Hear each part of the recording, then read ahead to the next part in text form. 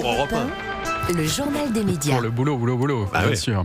Bon, Et pour plaisir un petit peu aussi quand même. On commence ce journal avec l'affaire Patrick Bruel qui continue encore de prendre de l'ampleur. Oui, parce qu'on vient d'apprendre dans les colonnes du magazine Elle que sa maison de disques Sony Music Entertainment aurait mis en pause ses activités avec le chanteur. Et hier soir, 3 militantes du collectif féministe, nous toutes, sont venues perturber la pièce, deuxième partie, dans laquelle joue Patrick Bruel en ce moment au théâtre Édouard VII à Paris. Je sais que je suis mort professionnellement, aurait confié le chanteur à des proches, tandis que le magazine Paris Match relaie aujourd'hui les témoignages de femmes racontant des agressions sexuelles qu'elles auraient subies de la part de Patrick Bruel, qui nie tous les faits qui lui sont reprochés.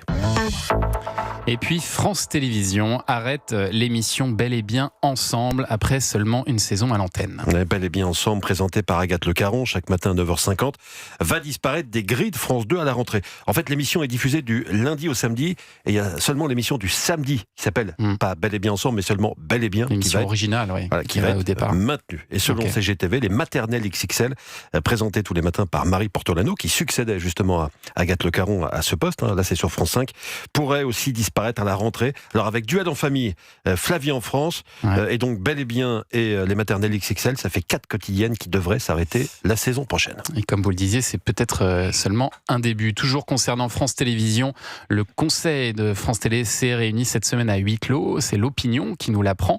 La présidente de France Télévisions, Delphine Ernotte, aurait présenté 3 scénarios de réduction de coûts à ses équipes. Le premier de ces scénarios prévoit de supprimer France 4 et la chaîne jeunesse numérique Slash, ainsi que de réduire les achats de programmes externes. C'est-à-dire que France Télé ferait peut-être moins appel aux boîtes de production comme Media One, qui produit C'est à vous, par exemple, ou Banijay, qui produit des grandes émissions comme N'oubliez pas les paroles ou Fort Boyard, des émissions qui font des gros scores d'audience. Deuxième scénario envisagé, la fusion France Télévisions Radio France, avec un vaste plan là de départ volontaire. Troisième et dernier scénario, fusion de France 3 et de France Info, et recentrage sur l'information. Maintenant, c'est l'État, et précisément le ministère de la Culture et de l'Information, qui va arbitrer entre ces 3 scénarios. Oui, on parle aussi parfois de réduction des dépenses dans le sport à France Télé. Thomas Sénécal, vous qui êtes directeur des sports de Canal, ça pourrait vous intéresser éventuellement de récupérer certains droits sportifs. Alors je vous rassure, on a déjà un portefeuille de droits d'une grande profondeur et d'une grande richesse. On va en parler tout à l'heure. Donc c'est vrai qu'on est focus sur tout ce qu'on a à faire. 546 matchs de Coupe européenne et des équipes qui sont bien mobilisées.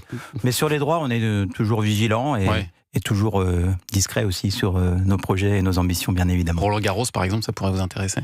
On regarde Roland-Garros à la télé, avec plaisir. Le mois de juin, c'est comme pour vous un loisir et un moment très important, mais c'est pas dans notre viseur. Oui, alors comment faire pour lutter contre ce qu'il est convenu d'appeler un fléau? De plus en plus de supporters regardent leurs événements sportifs favoris sur des sites de streaming illégaux, et justement, le piratage des contenus sportifs revient cette semaine sur le devant de la scène. Souvenez-vous de cette OM-PSG, ce match OM-PSG en octobre 2024. La statistique avait surpris tout le monde, parce qu'on avait appris que 55% des téléspectateurs de ce match étaient passés par un site de streaming illégal ou un boîtier IPTV pour le regarder. Les boîtiers IPTV, c'est des décodeurs pirates préconfigurés qu'il suffit de brancher à son téléviseur pour avoir accès illégalement au match. Ce business représenterait 300 millions d'euros qui ne reviendraient donc pas aux ayants droit du sport professionnel. Alors, quelles sont les répercussions du piratage? Nous avons contacté le sénateur Michel Savin, il est rapporteur de cette proposition de loi relative à l'organisation, à la gestion et au financement du sport professionnel.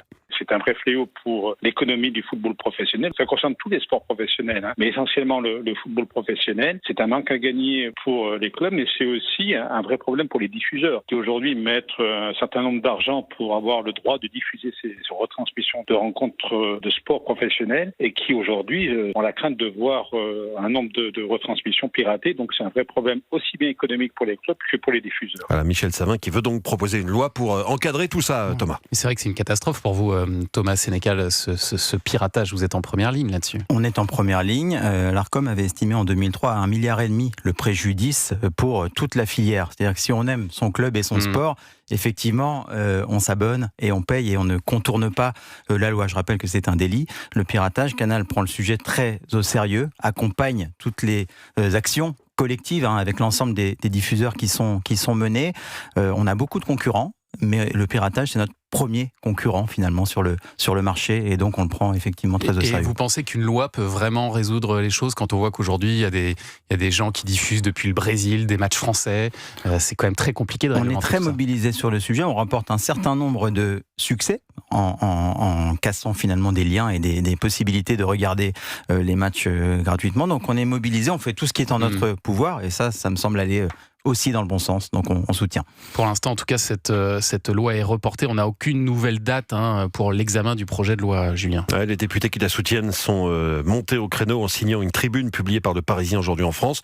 Inscrire ce texte avant l'été, c'est protéger un bien commun et honorer une responsabilité collective. Fin de citation. Pourquoi avant l'été ? Pour anticiper la reprise des saisons sportives et notamment du foot. Ouais. Mais concrètement, que propose le projet de loi concernant la lutte contre le piratage ? Mathilde Vaux a aussi posé la question à Michel Savin. C'est des moyens technologiques, c'est des moyens humains, c'est des moyens aussi financiers. Je pense que l'ensemble des acteurs est prêt à contribuer aussi, à participer pour donner à l'Arcom ces moyens, parce que c'est du gagnant-gagnant. Si les diffuseurs sont prêts à participer, et nous c'est ce qu'on souhaite aussi, pour donner les moyens à l'Arcom de mieux lutter, c'est aussi un gain pour eux, parce que moins de piratage, c'est plus de gens qui sont abonnés, et c'est plus correct vis-à-vis de nos compatriotes qui payent un abonnement pour regarder du sport professionnel.